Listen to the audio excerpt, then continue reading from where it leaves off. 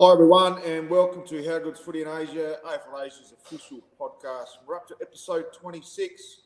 I'm your co-host Matty Gale, based in Osaka, Japan, and it gives me great pleasure, wherever you're watching all over the world and in Asia, strides and shuffles, or shuffle and strides. We've got the two great men joining us today. We've got Nick and obviously our old mate over there, Jack. We'll get to you shortly, Jack, but boys, fantastic to have Shuffle and Strides with us this afternoon. Doing some wonderful things in Asia, both in physical challenges and the mental health and wellbeing space. So we'll open those envelopes as they come open. And Bill, I'm going to let you steam in from the Rawalpindi northern end. Righto, thanks, Matty. Now, I'll start with you again, Jack. Given that we've already, it was probably more than a year ago now, maybe even 2 years. Yeah. So we did get a bit of your background, and it's a little bit funny, you know. I feel like that stage was a little bit of a, what would you call it, like a formation period for you, where you were just starting to sort of open your eyes on probably the physical challenges, but also the bigger picture of these things. And that brings us back here today. Can you tell us a little bit about your journey since? So for anyone who didn't catch it last time, you're about to do the David Goggins challenge, the 4x4 for 48 hours, and contribute to meals for the Balinese at that stage, which was massively needed. And basically, you sort of you tell us in your words what's happened since then.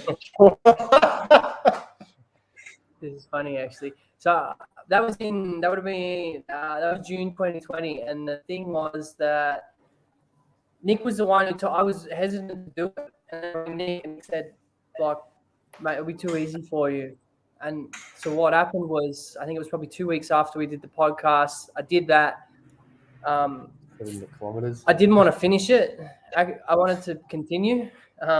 So, you know, the idea is to run 6.5 Ks on every 4 hours, 2 days. And when I got to the end of it, I didn't want to finish, but the guys around me said, hey, like, if you don't stop, you'll keep going till you are forced to stop. So I finished that, and then a week later, I decided I wanted to run across Bali, which is a double marathon up a 2 kilometer, like a 20 kilometer hill. And then, you know, so from the north of Bali to the south of Bali, which I did 3 months later, again, raising money for the same charity, feeding Balinese. I think in the total between the two was about 20,000 Aussie. Then I was a bit exhausted for a little while. And then I took about 3 months to sort of relax a little bit. And then I decided I wanted to run 7 hours, which then Nick said to 100 kilometers. So then I decided to run 100 kilometers May 1st, which is 5 years free of drugs and alcohol. So that changed in like a day. It was like 7 hours, 100 kilometers. Let's do it. Like, it didn't take very much convincing. The rubber arm. And then we finished that, and since November 2020, I've wanted to run around Bali, and that's sort of really materialized since the 100. And I mean, it's just sort of become an obsession, to say the least, but an enjoyment also for what it's like to bring others. Brilliant.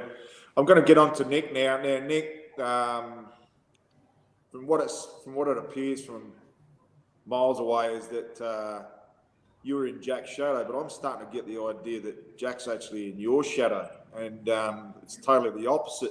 Let's just go back a little bit with you, mate. Fantastic for you to join us.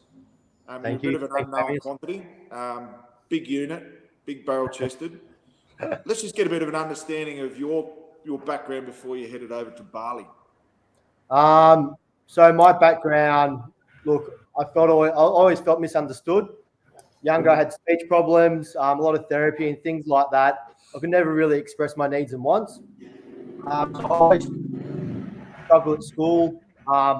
I was seen as naughty, where really I just couldn't get the help I needed because I couldn't express how I needed that. So unfortunately, in my teenage years, that left me to leave school early. And I always start a new apprenticeship. The last 3 years, something would happen. Drugs and alcohol and other minor crime stuff was prevalent in my life. And this just kept carrying on. 2 years good, 3 years bad.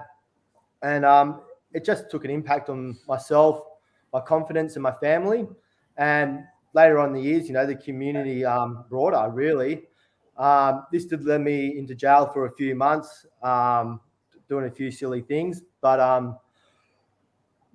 thought jail would change my life around, and it didn't, unfortunately. My behaviour still carried on a few years later, from 23 to 28, I think this is around. And one day, my father turned around and said to me, "You're detrimental to our family's health. No longer welcome into our family." But lucky enough, I come from a decent family, and my dad called me up a month later and gave me an option. He said, "I can go to rehab." He said, "Can you try and find a place, or we can help you?" I knew one friend who went to rehab before, and that was over in Bali, and that's how I ended up here in 2016.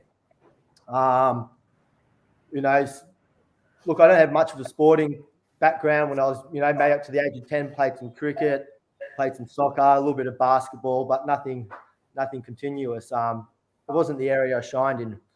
But what happened for me was I got clean and sober, and I was living in Bali. But what kept happening was my friends kept leaving because it's a transient country. So I'd meet someone, build up this relationship, and then they'd disappear. So I always just found myself lonely. I met Jack in rehab as well, but we really didn't connect till about maybe a year or so later. We knew each other, but we're involved in different areas of our lives. It was about 2 years later, about 2018. I kept looking at this young bloke, this skinny, very skinny young bloke at the time. I'm like, he's got something else I don't have, and what that was the football club. It was this, and so I got interested in that. But for me, I had never watched a game in my life. I knew nothing about it. It was just something my uncle used to fall asleep in front of on, during holiday times in Australia. But so I stuck my head in. I was lucky enough at the time, the women's team just started. So everyone was new and fresh. So they chucked me in there to learn some basic skills. And I got the nickname the Rainbow Gecko, with the pink geckos and the geckos. I wore both colours at the time. But it was great. I got to learn the game, the basic fundamentals, and I became a club sponsor, just to guarantee I could get a kick in a game. And but since then, the beautiful part about football, it's just not the game itself. It's the club. It's the volunteers. It's the people at their own time.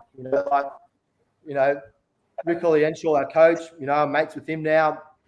But this bloke shows up. He shows up every week. Doesn't complain. Well, he does sometimes, but I see passion in people within this club, and they don't have to do it. And where this club has gone from 2019, when I stuck my head in, it's just grown. It's just grown, and we're getting a junior club moving forward. It's just fantastic. Yeah, terrific. I just want to quickly ask you before we move on to some of the more serious matters of the establishment of what you've been doing lately and what you've kicked off. But Nick, I've noticed from afar, again, you've lost a fair bit of weight through your direct involvement with Jack.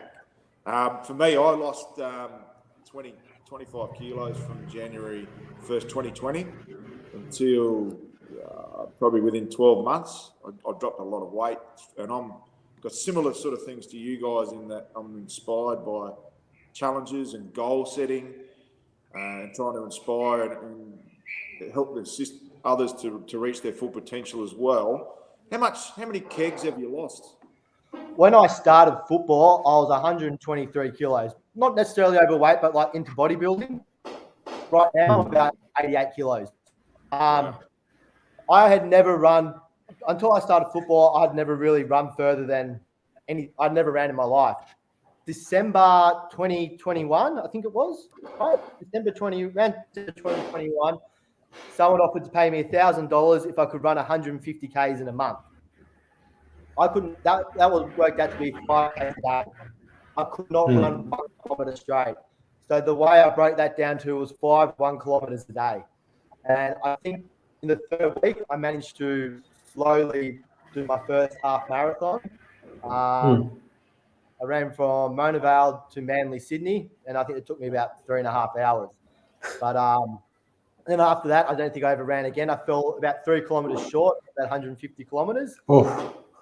Then Jack did his thing across Bali, and then I said I wanted to walk around Bali. So no chance of doing that.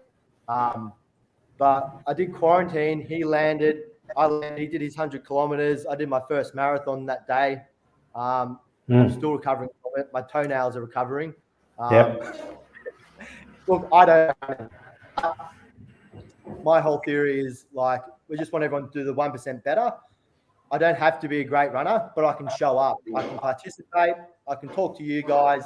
Sometimes I'm just the guy people have coffee with in the morning, you know. So, but at the moment, I'm out there training once, twice a day. I've got a run coach.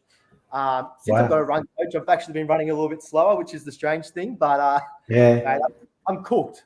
You know what it's like trying to keep up with this bloke? You've got no idea. It's just ridiculous. Like my run coach is just like, stop signing up to things. I'm sending him a text message. Oh, we've got a Borneo extreme trail run, 30 Ks through the Borneo jungle. That sends me a message. Oh, Rinjani and Lombok. We're signing you up. Should I do the 130 kilometers with what is it? With 13 kilometers elevation. He goes, I'll sign you up to the 75. I'm like, what are you doing to me? So since then, I think he's signed me up to multiple things. It's ridiculous. Absolutely ridiculous. But here's the thing. I don't have to finish any of this stuff. I just have to show up and try, really. So I'm just the everyday guy. Do you really believe that? I've seen Jack double back, and I feel like you don't get the tap out either.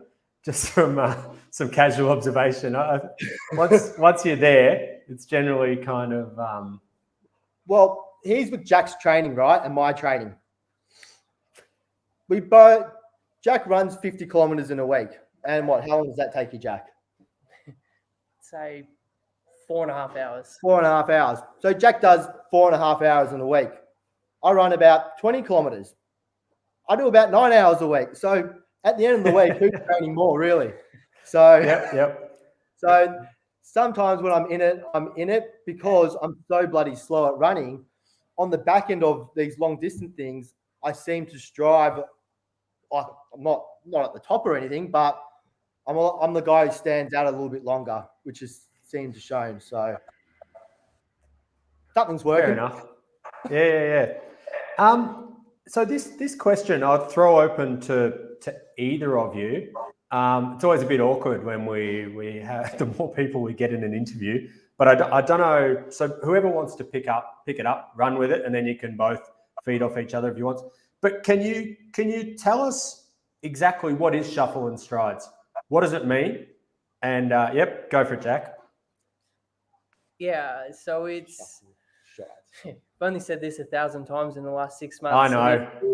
No, it's good. You should see the edits. Yeah. So the idea is that he's shuffle because of the way he runs, and I'm strides, and we cover everything from Nick's level of fitness and ability. Mind you, it's getting better now, but maybe like a few years ago towards what I'm able to accomplish with running and sport and stuff. And the idea is that if I do this stuff, people will be like, well, you can do it. But if I've got Nick doing it with me in some capacity, then there's no excuse for anyone else. And that's kind of the core of it. But we've been planning this stuff since, over a year now, and it just keeps growing and evolving. And, we've created this community here on the island, which is centered around promoting positive lifestyle choices and doing things that I need to do to be okay today. That's why we have a run or walk club Saturday mornings, because it's a healthy action to take in our lives. Everyone understands that. So we meet every week. Like Nick says, sometimes Nick doesn't even run. Nick's just there for coffee. But the idea is that we're accountable and we're there every week, giving an opportunity for others to come join. And what's happened is that we've gone from 3 people to we have 150 people on our WhatsApp group, but we have probably between anywhere from 20 to 50 people every week. And most of us don't even know each other. And the main goal is just to sort of push ourselves to inspire other people to make positive choices. Yep. Now, on top of that, you guys are taking on some specific challenges. So you touched on the lap of Bali, but so far, what extra challenges have you kind of lined up, and what else might be in the pipeline? I know this answer because I dread every day of it. So the end result is to run 500 kilometers around Bali. I think I'm going to shuffle around it. If anyone knows the Cliff Young, that's me. I'm the Cliff Young shuffle. So I think I'm just going to plot along all day, every day, and try and overtake Jake in the middle of the night. But the first challenge coming up is 12 F45 classes in a day. Originally, it was supposed to be 10, but a F45 in Queensland, I think it was Rick's brother's one, did 10 classes in a day last month. So thanks, Jack. We have to beat it by 2. So so we got that coming up. We're going to do another David Goggins. We're going to do a few trail runs. That's all on the physical side of things. But it's the boys from 20 Talk in Perth. They're going to set us the mental challenges. We're not 100% what they're going to look like yet. They're going to surprise us, I think. We do know one of them will be something like sitting in a 1 square meter box, just me and Jack, no talking, journaling, for 24 hours straight. So there'll be a few things like that going on. But I think the 20 Talk boys are going to surprise us. Just on that, boys, might swing it to Jack now. Could you just give us a better understanding and a rundown of what 2020 Talk is all about and what they're doing in the community to promote mental health and well-being? Yeah, so 20 Talk is a registered charity in Australia, and it's founded and run by 2 of my best friends. So what happened was in 2017, one of my best friends committed suicide. And then some other people from within the same circle, I don't personally know very well, but in the same circle committed suicide. So the guys basically started a support group that then grew to bigger things. And then in the last 2 years, it's really taken off. And after what I did with the Balinese fundraising last year, I always wanted to give back to them, sort of in honor of my mate who took his life. And they kind of operate in a space that aligns with what we want to do. Like, the thing with mental health charities is, and it's wonderful, is a lot of them work in the crisis management and the referrals sort of part of the process, meaning, the severe onset of different mental illnesses, whether that's like schizophrenia or depression. And what we do in those situations where what 20 Talk do is more prevention. So how do we prevent getting to that point? How do we create awareness? How do we educate people? And that's kind of why we've chosen to work with them and to be able to sort of align with what they want to do, especially with mine and Nick's, occupations and stuff. It just works out perfectly. Yeah, terrific. Nick, back over to you. Look, I've watched Shuffles and Strides from afar, and I've watched this progression. We've got basically Jack started off running like Forrest Gump in the movie, and it just feels like there's just this contingent that just keeps following Shuffles and Strides, and it's gaining huge momentum, as you mentioned.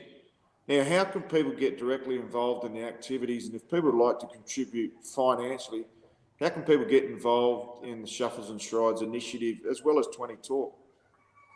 I think the best way is to reach out through our Instagram or through the 20 Talks Instagram. We do have an email, shuffleandstrides@gmail.com. But I think it's just about opening the conversation at the moment and just checking in with your friends. How are you today? But to get involved directly, we do need fundraising. We do need support. Jack and I in, I don't know, other areas such as probably help to run these events. Jack's like a young bloke. I don't specialize in this stuff. We do need outside support. For us, we're funding all this solo at the moment because it is a fresh thing. We started a charity up. We're doing all these events. We're flying to different places, and it does cost a little bit of money, unfortunately. But we just need help from people in general.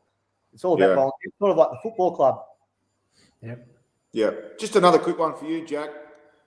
I travelled over 7,300 kilometres last year with my personal challenges. I don't want to compare notes as far as Ks, but I went through 11 pairs of shoes, a pair of hiking boots, which I went up with Mount Fuji, which I'll use again for another challenge, and a pair of basketball boots. I use Asics, given they're a wide foot shoe. How many pairs of shoes did you go through last year? A few. I can name them all, actually. The thing is, I was injured for 5 months too, and I still went through. I went through a lot of shoes. I went through a lot, and I know I'm not exactly sure how many, but let's put it this way: I bought 4 new pairs to start the year this year, and they go quickly. You're only meant to use them for 400 kilometers and then push them to a bit longer. But I didn't do as many kilometers as you, but I definitely went through at least 6-7 pairs of shoes at least. Yeah, just thinking we should collaborate here and get a bit of a weapon of destruction that we can use on our feet that sort of gets a bit of a nice little trademark on the shuffle and strides, and you've got your own kit. That would be fantastic. It'd be huge, wouldn't it? It would be beautiful. But yeah, talking about how many kilometers he does, how many Joe Rogan podcasts did you go through last year, Jack? The hours and hours. Because I don't listen to music when I run. Yeah. I would have done. I did 187 on average 3-hour podcasts, and Wow. and about 8 audio books. Righto. Righto. What was your favorite podcast out of those 187? I love Favorite guest? That's a big question. Careful what you say here. Yeah, nothing controversial, nothing anti-medicine. Yeah, I really love the COVID-related ones. No, I did too. But I think I re-listened to the Elon Musk one twice last year. Oh, yeah. Yep. I'm fascinated by that stuff. And I have a long list of ones to watch in the next week when my headphones are fixed. But I really enjoy the ones with Elon Musk and all that stuff. Yep. Jack, just another quick challenge for you to think of. I'm not real sure how good you are at planking. I came across this incredible Guinness Book of Records yesterday. It was the female from Canada, Dana Galawaka, who holds the abdominal plank position record for an astonishing 4 hours, 19 minutes and 55 seconds. Now, I'm not suggesting you take one of these challenges head on, but is there any challenges that you've got in mind? I know we've spoken about 20 talk, but is there any physical challenges that you can think of that don't involve running? Can I jump in on this one quickly? Yeah. So we've got a Nepi Balinese holiday coming up in 2 days' time where it's locked down for 24 hours. This time last year, what was your push-up challenge you decided to do, Jack? Oh, yeah. Oh, yeah. Here we. You have to do 10 push-ups every minute on the minute for as long as you can. And I did like 1,700 or something. I can't remember. But Wow. it's a lot. It's 3.5 hours doing push-ups. I think to remind me, I forgot about that. Yeah, it's been a year in 2 days. I think I did 1,710. And my shoulder was not good. That's an interesting one. I'll have to think. I want to do a long distance row, like a stationary rower for anywhere of upwards of 10 to 24 hours. Something like that. Stop putting ideas in his head. You know everything he does, I'm involved. So It's a bit of a yin and yang situation, isn't it? Really. I don't know. So- You got any suggestions? I'll leave it to Bill. Actually, Bill, can you just? I'm not sure whether Bill was actually able to complete his personal challenge on the weekend, which he hasn't really spoken about in great detail or advertised the fact that he was contemplating to attempt this particular feat. But Bill, just explain to the lads what you were going to do and whether you actually went through it with it or not. Well, we're not contemplating. We've got no choice. We have to do it. I'm a bit like Nick. I talk my way into these sort of situations, and I do enjoy the challenge. But footy club opens you up to a lot of great people doing a lot of great things. One of the guys at our football club, Rod Stone, actually has a charity down in the Mekong Delta, which is a fairly primitive area outside of the towns. Life's pretty basic, and he helps with kids getting educated. And what he's realised through his exposure down there is that if a kid gets to about the age of 11 and they haven't started school, it's going to be too late, because they become developed enough that whether it's family, it's generally family or wider family, that kid is now capable of cleaning the house if it's a female. I don't want to be sexist, but this is true. Cleaning the house or learning to cook. If it's a guy, a young boy, he becomes capable of lifting and moving things. And basically you just get put to work. And every human wants to belong. So once you start doing this, you try to become useful. Your chances of ever being educated disappear. And it's just a bit of a cycle that breeds poverty in those areas. So that's Rod's charity. It's called Tunlock Project, after one of the communes down there. So me and a friend from our footy club here, Luke Turner, decided what can we do to support that. And we had a look at Google Maps, and the actual commune that Rod has been helping is 320 kilometres away. So we thought we'd get on our bikes and ride down there in a day. Now, the update is that was due to happen last Saturday, and it was ready to go. We've calculated we need to get up at about 1 a.m. to get in just before sunset at the end of the day. So just my theory, again, I'm not a cyclist, but my theory is just, if you keep rolling, you will get there. If the wheels are still going around, you're on target. Now, Luke got COVID last week. Isn't that just typical of the world we live in? So we're pushed back to March the 19th now. Nothing's changed. We've had some great support already, but we're expecting the best support to come when we're actually, checking in live on Facebook, realising what we've really got ourselves in for. So it's still up and about. It's a great cause, and we're looking forward to doing it. Looking forward to finishing it, I should probably say. It's well and truly above my pay grade. I've got my mountain bike. I think my record's about 80 to 90 kilometres in a day. So this is only 4 times that. Should be okay. It's no problem. Bill, just forgive me. When you hit 300 kilometres, just imagine how I feel running or walking and thinking there's still 200 to go. Well, that's right. Yeah, and at least I'll have wheels. But hey, in the future, if you have another event, Shuffle and Strides would love to fly over to Australia and do an event with you guys. We're all about supporting each other. So if anything else comes up, let us know. Yeah, I love following what you guys do, and it does, I don't know, it just keeps sort of reminding, I think, everyone of the opportunities there are to kind of make a difference, get some attention. What were you going to say, Matty? Bill, I was just going to check in. Forgive me if I was ignorant and just checking a few notes in the message I received off air. But how many children were you aiming to get into school as a result of the funding that you were potentially going to raise? Well, the more the merrier, actually. But our target is only, and this is the phenomenal thing that I came to learn when I found out a bit more about Rod's charity. It's 6 million Vietnamese dong, so about 300 AUD puts a kid through school for 1 year.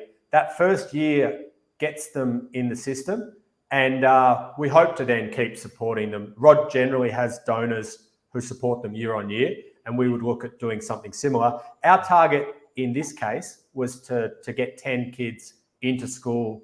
Or I shouldn't speak past tense, it still is our target. we've had really good support. So we're starting to look at a bit of upside. Maybe it's more than 10. But the good thing about Rod's charity is it's very transparent. Every $300 that we can get together is similar to what you had last year, Jack, where you knew every coffee was worth a meal. So every $300 that we can raise is a kid that's going to school who wasn't going to go to school. And it's safe to say their life is night and day difference due to the support that we've been able to get from the people that have been so generous. So it's a small thing we can do that can really make a difference, and still looking forward to it. All right, Bill, I'm going to do a bit of a lead into this one. As the great says, tell me who are you, who, Damien, who are you? Okay. All right, let's get into it. Right. So, Nick, you mentioned that was pretty. I didn't know where you were going with that for a minute. I was trying to figure that one out. Yeah. So Nick, you actually mentioned, footy clubs as a community place, and it's where a lot of good connections are formed. And one thing both Maddie and I had noticed was that one of your football connections has been able to jump across and help you guys with getting things up and running with Shuffle and Strides, especially the introduction video that you guys put together. And you mentioned the cutting room floor. So I just want to, and just for the record, my first memory of Asian footy is actually tormented by a bloke playing for the Thailand Tigers called Hui. We were trying to establish some dominance in Indochina, so to speak, and we had no chance. We were all over Cambodia. We felt like we were all over Thailand, but every time we lifted a gear, he was still the engine room of the Tigers at the time, and we couldn't get past him. And then he disappeared. I heard to Europe, and that was great news.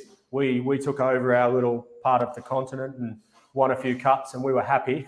And then I did see him show up for Singapore a few years later, and obviously now in Bali. So we just wanted to ask you a little bit about how he's been able to support you guys, and also a bit of what he's been doing at the same time, because it looks like fascinating stuff. Yeah, give him a huge plug. The Who in the World. Who in the world? The sleeveless batik cowboy. Mate, he's got this YouTube channel which is absolutely blown up. But yeah, for us personally in Shuffle and Strides, he's been a great support. He's been teaching Jack some Instagram tricks, teaching him how to video edit. He just shows up and he films a whole lot of stuff for us, gets creative, keeps us on track, I guess. But he's bloody hilarious, that bloke. The guy just it's just who, realistically. But I think he's over here. He's teaching in a school now, which is really cool to see. He's aging. He's not the young man he used to be. But mate, he's a machine. He trains. He plays footy. He shows up. He's a pretty good guy. But Jack knows more about the Who in the World product. The first time I met him was we played a game in Singapore in 2019, and it was 4 a.m. in the CBD district. And I was with Hinchy and Olorenshaw, and I was trying to take them to the airport. I was like the carrier person. It was 4 a.m. We're getting the 6 a.m. flight, and there was this guy wearing like jean shorts with a sleeveless batik shirt and a cowboy hat. Then, wow. Which you can get away with in Indonesia, but it doesn't really suit the Singapore CBD. But yeah, I thought he only did this in Bali, but I found out he's been doing this for years. Wow. Sleeveless batik cowboy hat.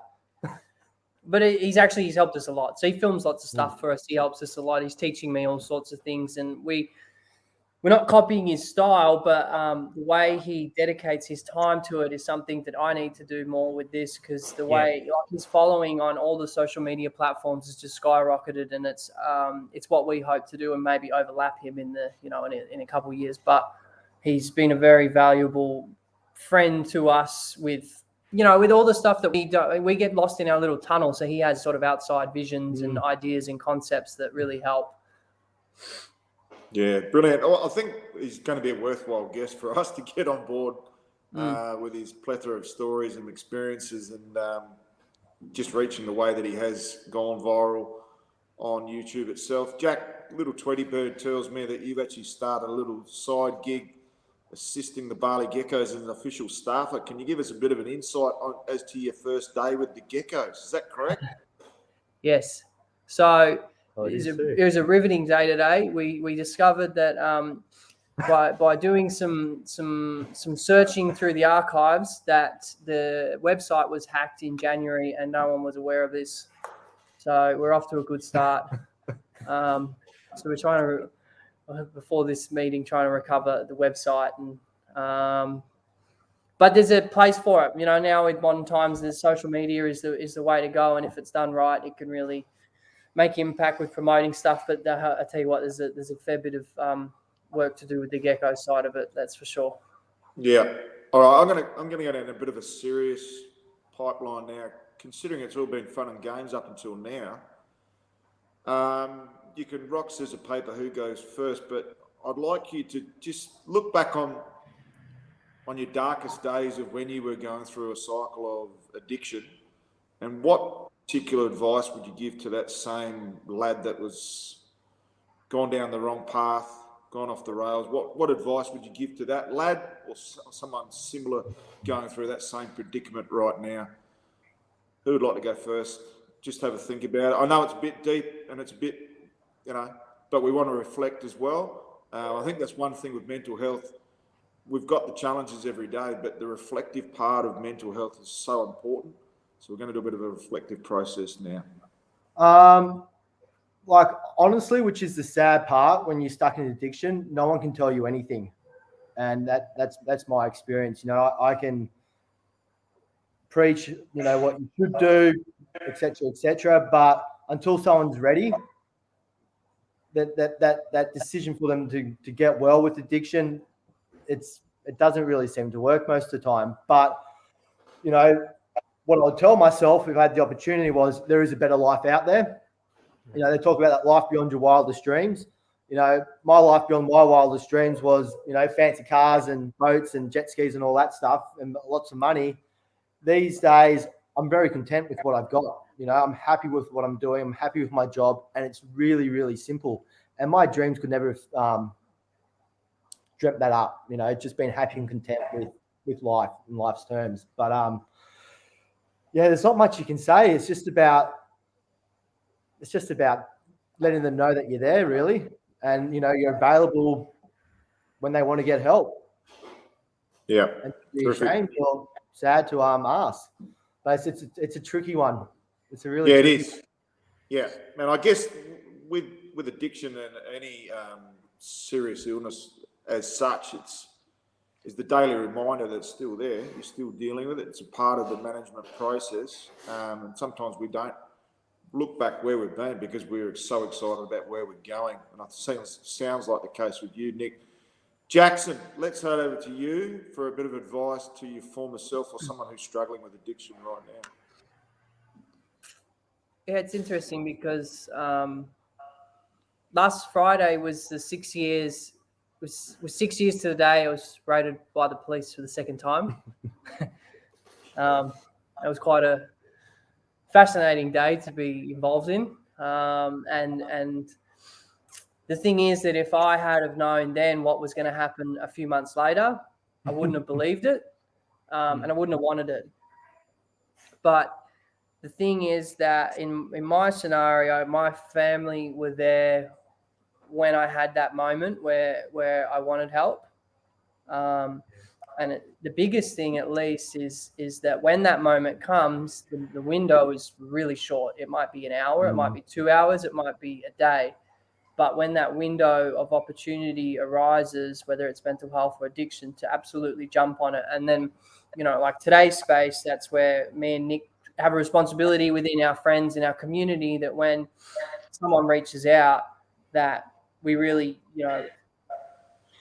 make that moment count. Because if we don't do it in that moment, it might be another 5-10 years before that person comes along. But it's sort of just being ready and creating that environment within whatever friend group, footy group, whatever it is. But I know that if my family hadn't have acted in that moment, when it was, what was it, April 22nd, 2016, who knows? Probably wouldn't have. The moment would have passed, and we might have still been here later on. But it's just about understanding that window of opportunity is so small, and just jump on it.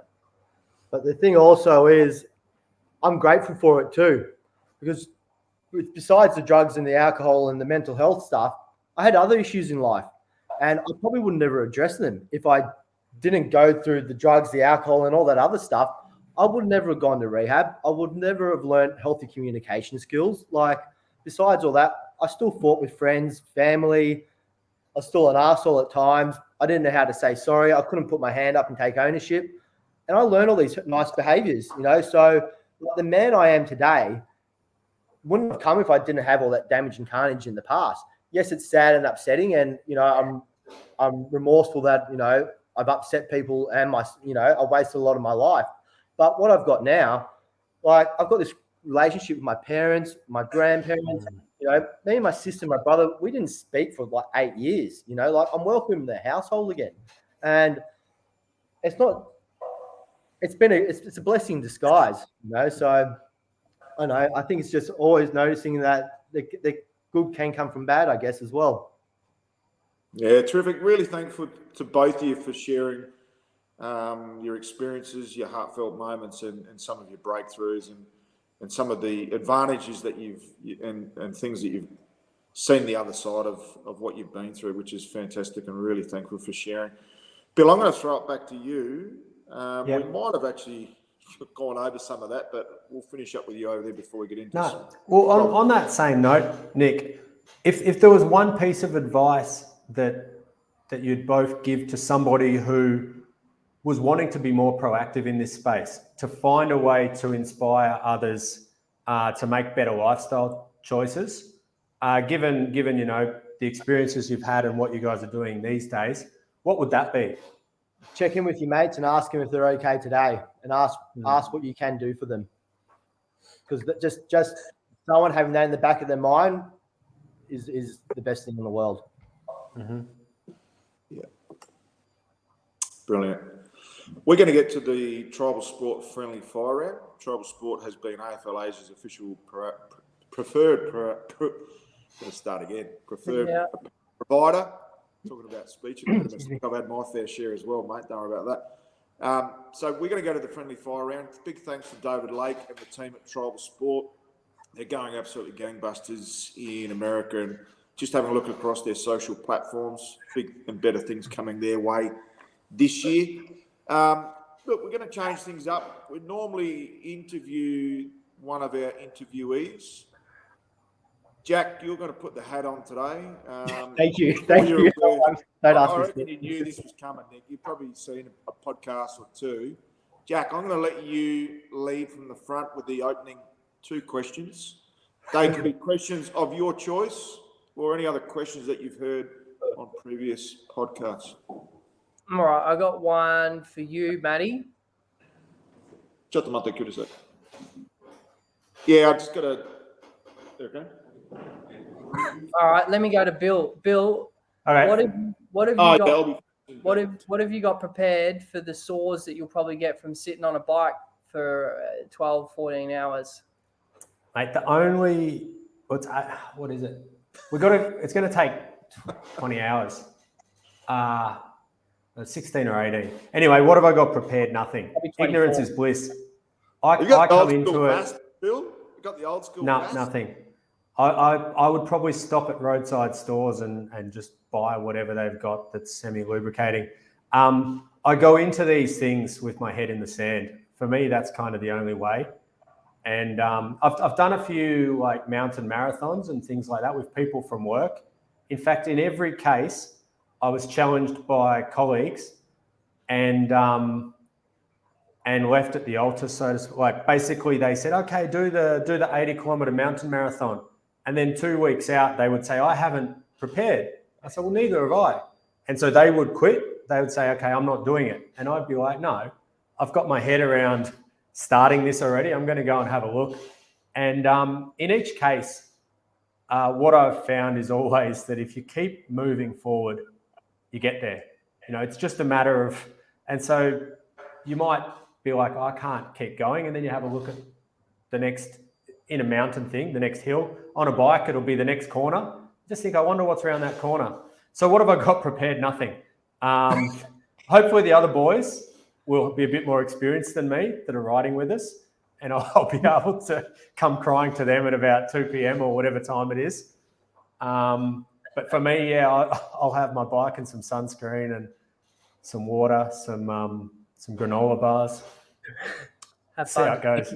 That sounds so unprepared. Granola bars. Yeah, I just roll into it. All right. Jack, just back to you. Sorry to interrupt. I had a Japanese teacher just wanted to check in with me.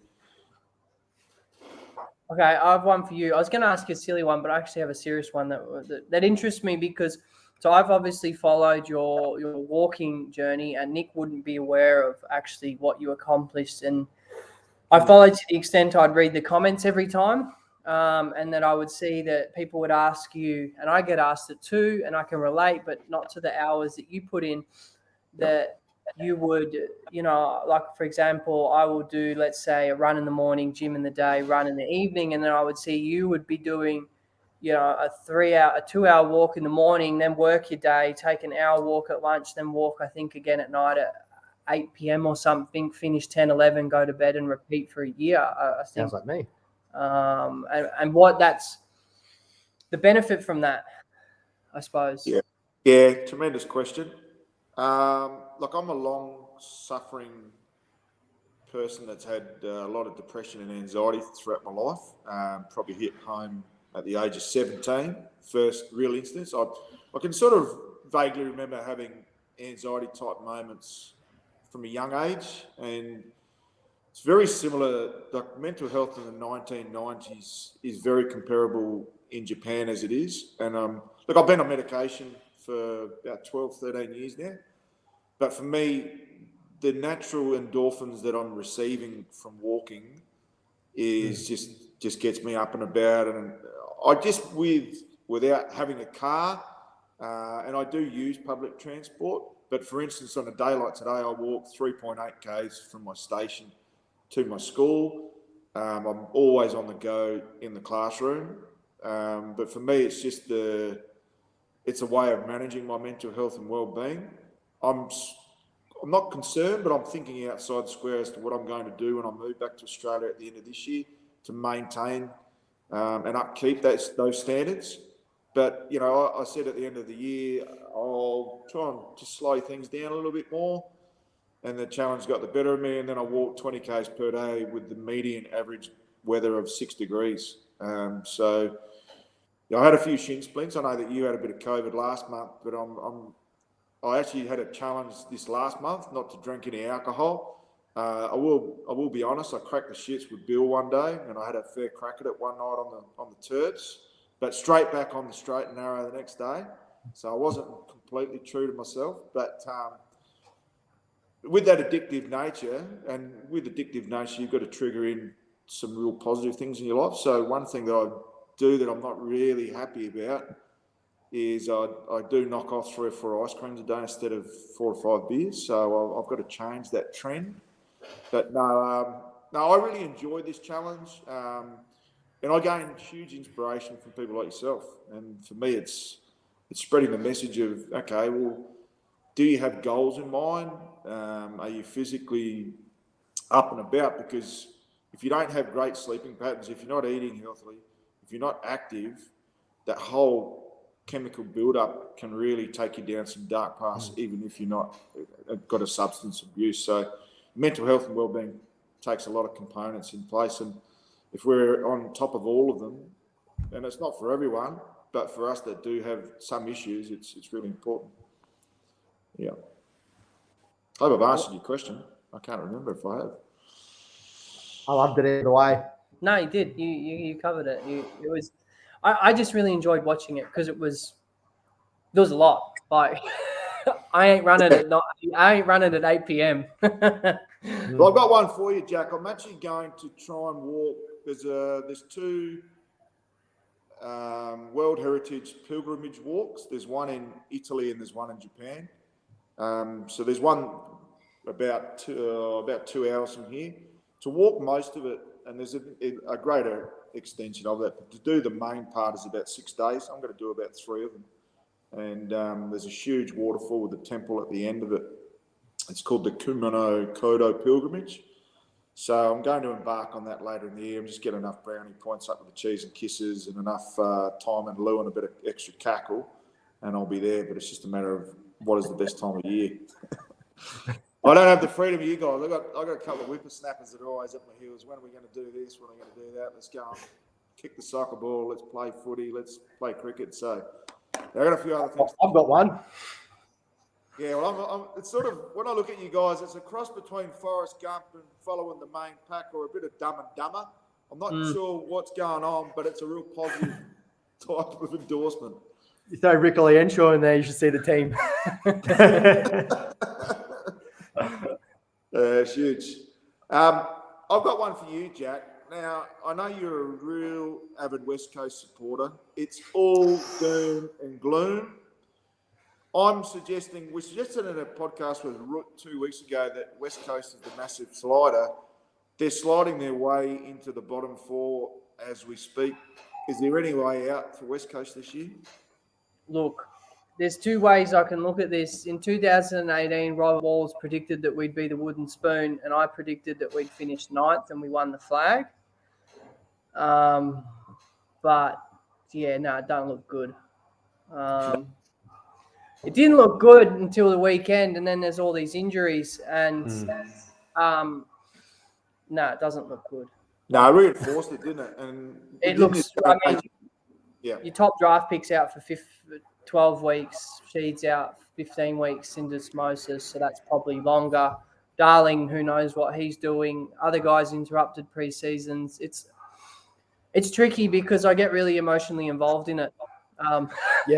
Like it has an effect on my quality of life, legitimately. But I think it will be a rough, especially playing off the back of the cricket season. He's distressed. It'll be a rough year.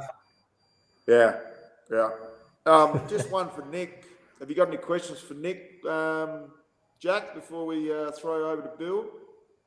Oh, I get to ask Nick a question. All right. Let me think. You put me on the spot. I didn't think of that. Let me think. I can jump in while you think, Jack. You go. Let me think. I was just going to go straight to the regular friendly fire questions, seeing as you haven't done a few of them, Nick. And one of my favourites that gets people a little bit off track, it often helps to give them a bit of a heads up, which we haven't done today. But if you could invite any 4 people to a dinner, who would they be? Oh, any 4 people. Oh, I can't answer. Alex Jones, Tim Dillon, probably Jack, because he'll wind them up, and I don't know. Anyone? No, I'm obsessed with Rod Stewart, to tell you the truth. Yeah, okay. He's the man about town. And I reckon that guy knows how to have some fun.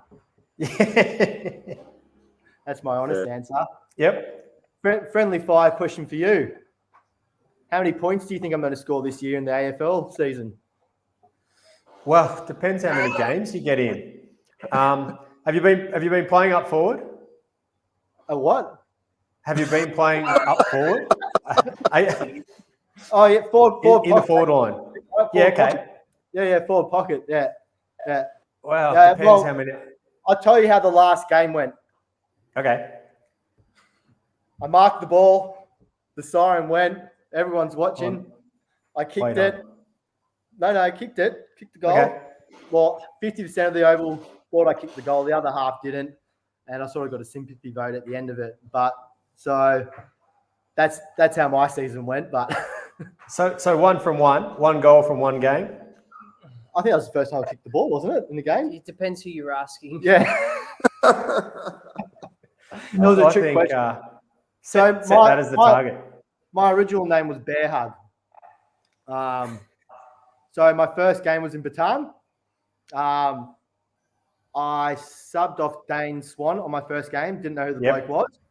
Jack comes over and goes, mate, you know how many guys would kill to be in this position? I go, no idea. Someone kicks me the ball to pass it to the ref, straight through my arms, give myself a big hug.